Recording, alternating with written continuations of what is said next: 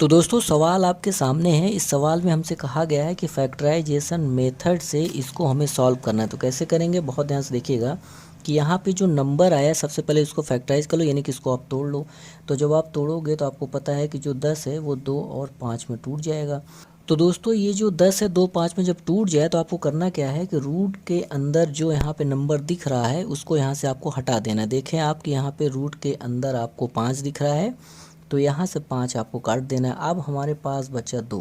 अब इस 2 की मदद से कुछ ऐसा करिए कि 3 लाना है आपको, जोड़ने या घटाने पर आपको 3 लाना है। तो दोस्तों 2 की मदद से आप 3 तो ला नहीं पाएंगे, तो जब भी कहीं ऐसी सिचुएशन बन जाए तो हम अपने से मल्टीप्लाई करके 1 लगा देंगे, क्योंकि 1 तो सब में होता है, तो अपने से मल्टीप्लाई करके 1 लगा देंगे।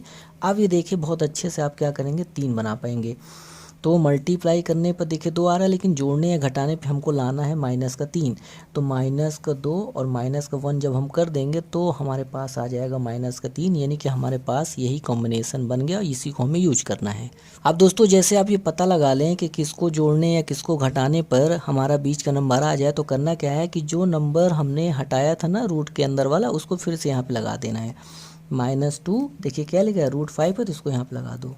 √5 -1 √5। अब यही चीज़ आपको उठा के यहाँ रखना है। चलिए रखते हैं, बहुत ध्यान से देखिएगा कि x² माइनस का 2√5। अब दोस्तों x तो लगाना ही पड़ेगा, तो x लगा देंगे। माइनस का 1 दोस्तों नहीं लिखेंगे क्योंकि 1 छिपा रहता है या अंडरस्टूड रहता है, तो लिखेंगे √5x प्लस का 10 = 0।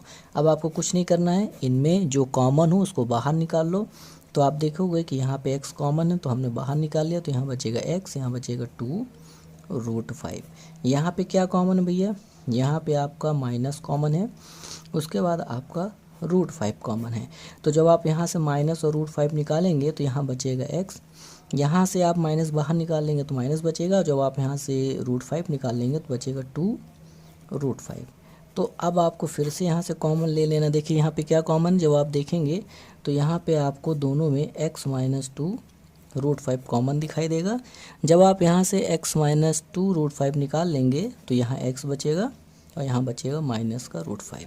अब दोस्तों करना क्या होता है, एक बार इसको 0 के बराबर रखना होता है और एक बार इसको 0 के बराबर रखना होता है। तो चलिए क्या करते हैं, दोनों को बारी बारी से 0 के बराबर रखते हैं। तो x - 2√5 = 0, x - √5 = 0। तो यहाँ से x की वैल्यू आ गई √5 और यहाँ से x की वैल्यू आ गई 2√5। तो दोस्तों इस तरीके से हमने क्या किया, फैक्टराइजेशन मेथड से इसको सॉल्व किया है।